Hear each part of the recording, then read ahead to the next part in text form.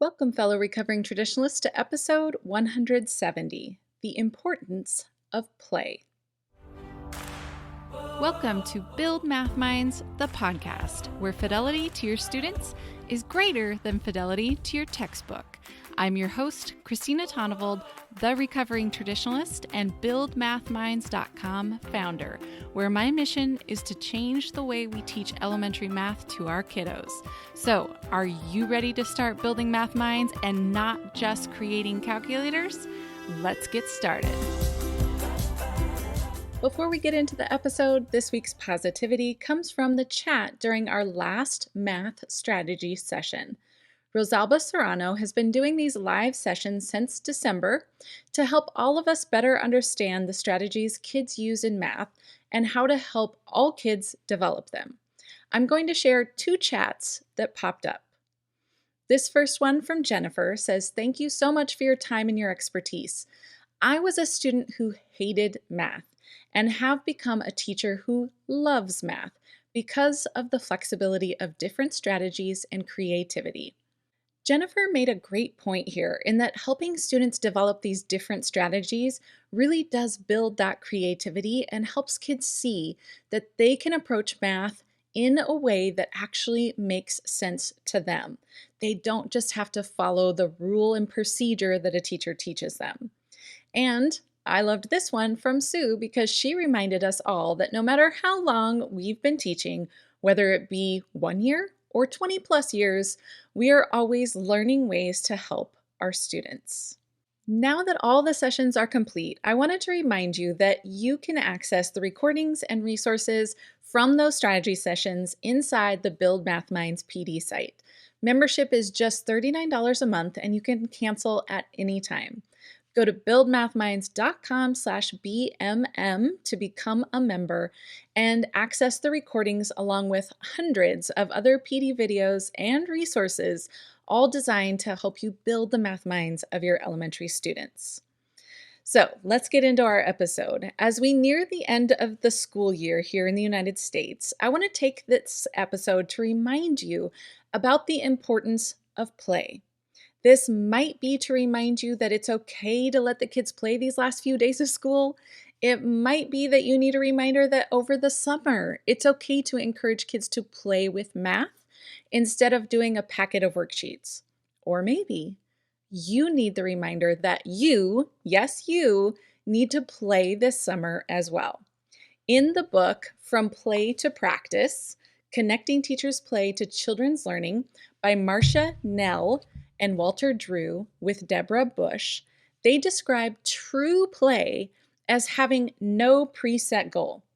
Often the things we quote unquote play have a preset goal, which is usually to win, right?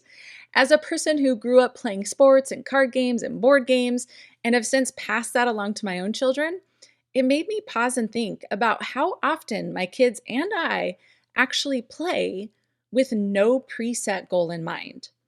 Throughout this book, they encourage open-ended play along with reflection to think about what is learned and the new understandings you are developing. Now, I'll be honest and say I'm probably not going to make my kids and myself stop and reflect about what we learn, but I am going to encourage more open-ended play for us all. Here's some ideas of things I wrote down that I could do this summer. Creating designs with pattern blocks, doodling, painting without a predetermined picture in mind, creating a mandala using spare parts or even rocks, building with blocks. I found some beautiful but expensive blocks at the website modernrascals.ca, creating pottery pieces. My final thoughts on the importance of play are going to come directly from the book. Let's take a look at the 7 principles of self-active play that they lay out on pages 7 through 11. As you listen to these, are there a few ideas here that maybe you've been missing in your life? If you're like me, you probably spend too much time doing structured activities or just scrolling on your phone or binging Netflix. Heck, even reading, which I enjoy, is still very structured and does not bring out these principles of play. So principle 1. Play is a source of creative energy, a positive force, and a safe context for constructing meaningful self knowledge and revitalizing the human spirit. Principle 2. Hands on play and art making with open ended materials reconnect individuals with earlier times of their lives, spontaneously evoking deeper inner feelings such as hope, will, purpose, competence, fidelity, love, care, and wisdom. Principle 3. The play space is a state of being that is self constructed or co constructed and is based on the player's previous experiences and their perceptions of the levels of safety and trust leading into the play space. Principle 4. Experiences within the play space elicit strong affect toward the play space, such as feelings of protectiveness, a yearning to return, and a desire for further exploration of higher levels of understanding and self-awareness. Principle 5.